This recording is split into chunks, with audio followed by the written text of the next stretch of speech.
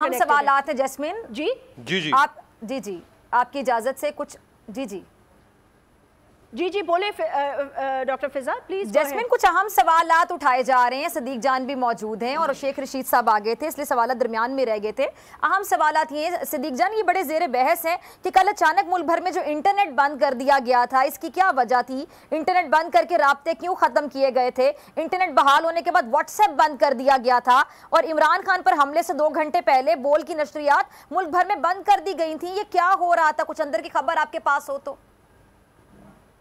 देखें, कल तो जो चीज़ें ज़ाहिर है हुकूमत फोकस तो किए हुई थी कि किसी तरह से इसकी कवरेज को रोका जाए, किसी तरह से सोशल मीडिया पे जो लाइव स्ट्रीमिंग हो रही है उसको रोका जाए, इसके लिए तो चीज़ें हो रही थी। लेकिन अब तो ज़ाहिर है चीज़ें बहुत आगे निकल गई हैं। अब तो चीज़ें बिल्कुल जो है वो वाज़े तौर पर कंट्रोल से बाहर होती हुई नज़र आ रही हैं।